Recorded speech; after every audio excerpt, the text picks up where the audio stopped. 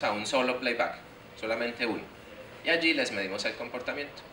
Luego, un año después, en el 2009, a ese grupo le hicimos 2 playback consecutivos. Durante el primero se hizo y luego a los 3 días se hizo el otro y medimos la respuesta.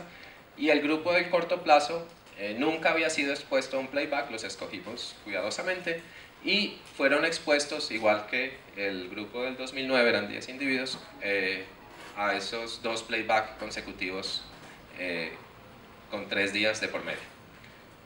Y entonces ahí que queríamos ver qué pasaba en el largo plazo, efectivamente con ese grupo, si de verdad disminuía su comportamiento, y además queríamos comparar si ese grupo del corto plazo que había experimentado el playback en el 2009 se comportaba igual que el que había recibido el playback por primera vez en el 2008.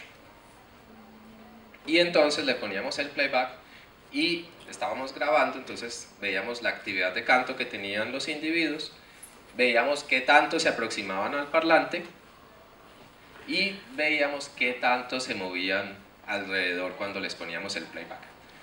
Entonces, esto es más o menos cómo se hace el playback. Entonces uno tiene la cajita donde hay una pareja, pone un parlante más o menos a 5 metros de la caja, ya se asegura que está en la mitad del territorio del individuo. El observador, que soy yo, se ubica más o menos a 20 metros, está grabando todo el tiempo y está observando durante el playback. Y entonces teníamos esas observaciones que ya les dije, que era primero el canto, y en el canto contábamos cuánto cantaba y si el canto estaba traslapando el canto que nosotros poníamos, cuántos saltos daba y su aproximación al parlante. Bueno, esto es sobre la estadística, y es que esos 4 comportamientos que teníamos al comienzo mediante un procedimiento matemático se reducen 2 variables, y esas 2 variables las podemos explicar, uno en agresividad, y es qué tanto se acerca el individuo al parlante y qué tanto salta alrededor, y qué tanto canta y si el canto está traslapando el canto del parlante o no.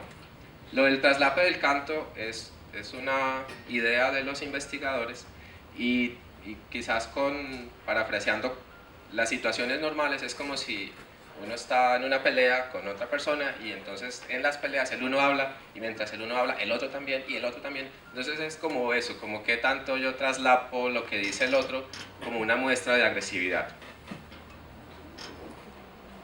Y usamos un procedimiento matemático estadístico que nos permite ver cómo es la variación de los mismos individuos en su respuesta a lo largo de los experimentos.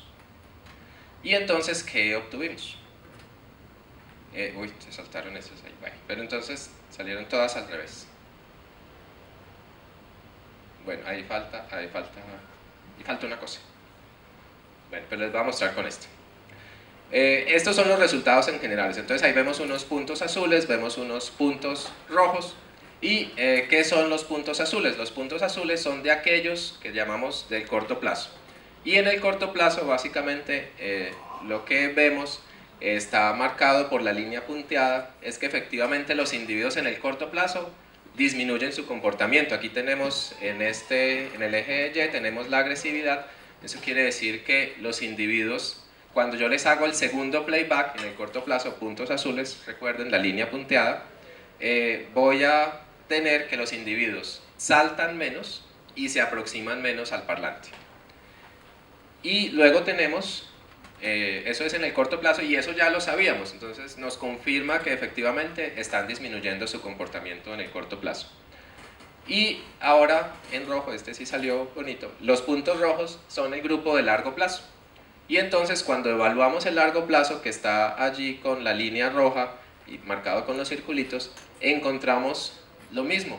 Entonces los individuos, un año después de que escucharon el playback, todavía disminuyeron su comportamiento.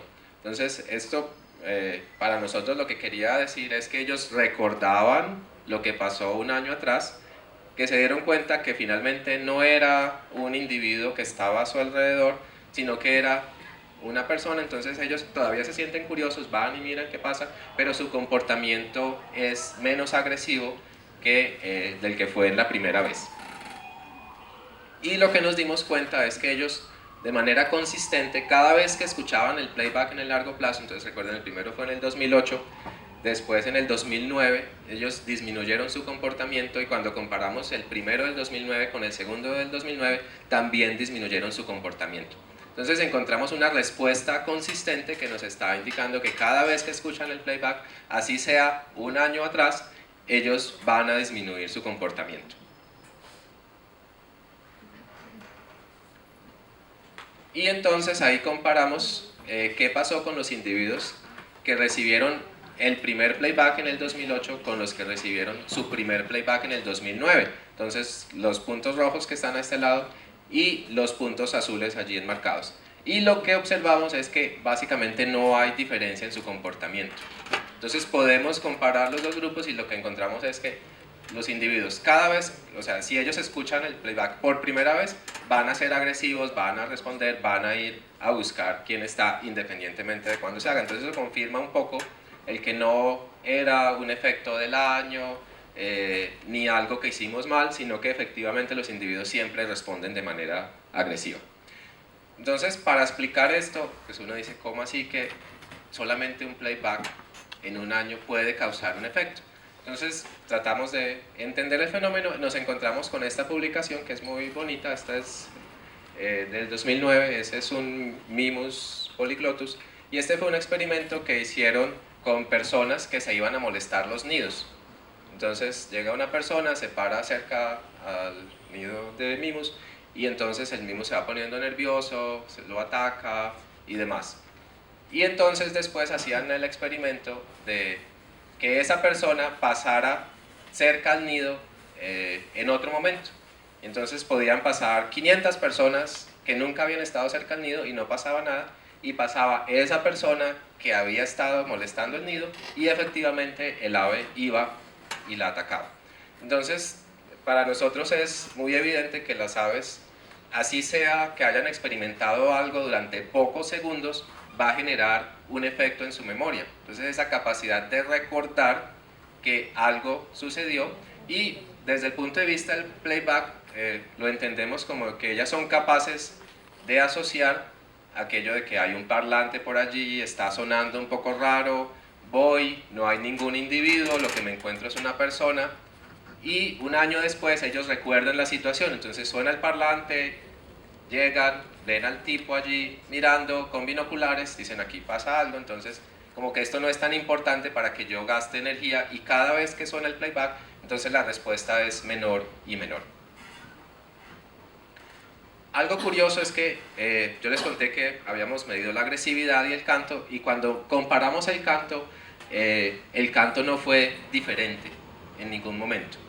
Entonces, bueno, eso ya tiene otra explicación, y es que muy posiblemente el canto siga siendo una respuesta que es independiente del contexto, y ellos siempre van a cantar como una medida de agresión y defender el territorio. Entonces, eso también fue curioso. Y eso, si recuerdan esta gráfica que les había mostrado antes, nos muestra una historia un poco parecida, y es que si yo pongo un mismo canto muchas veces, quizás disminuye la cantidad de cantos, pero si yo pongo distintos cantos cada vez que hago el playback, la respuesta del canto se mantiene. Entonces pensamos que es un poco parecido nuestro resultado a este de 1976, y que el canto entonces va a estar dando una información distinta todo el tiempo, y que ellos van a cantar como una muestra de que ese es su territorio. Y bueno, este ya es para hablar un poco de lo que es la memoria a largo plazo, que es un tema que no me quiero meter mucho, pero este señor Dong, en el 2009, que hizo un estudio largo sobre los playback en aves, él decía que es muy posible que como se genera la memoria en el cerebro, sea distinto en el corto y en el largo plazo.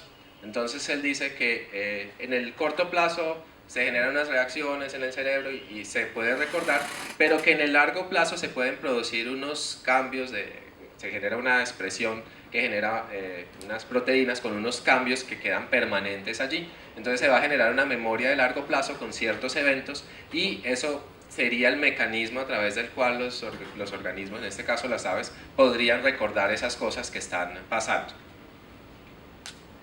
Y en términos de la evolución de este proceso de reconocimiento, nosotros pensamos que poder reconocer ese tipo de señales es muy importante para los individuos. Entonces hay una teoría que es la teoría del querido enemigo. Y querido enemigo es porque yo estoy en mi territorio y yo tengo a mi vecino, y yo a mi vecino no lo quiero mucho, pero yo sé que es mi vecino y lo reconozco, y sé que está allí. Entonces mientras él no se meta a mi territorio, yo no voy y peleo con él, sino que yo me lo soporto, entonces yo lo escucho, sé quién es, y cuando él canta, pues si yo lo reconozco, va a pasar lo mismo que con la habituación. Y es que yo entiendo que es mi vecino, no lo quiero, pero sé que está allá en su territorio y mientras no cante del lado de mi territorio, pues no es necesario generar una respuesta frente a eso. Entonces pensamos que quizás ese reconocimiento de patrones de canto de los que están a mi alrededor ha tenido que ver en alguna medida con este proceso evolutivo de poder llegar a la habituación y reconocer señales en términos generales. ¿Qué concluimos nosotros de este estudio? Lo primero, y es lo más importante, y es que un único playback puede tener efectos en la memoria a largo plazo.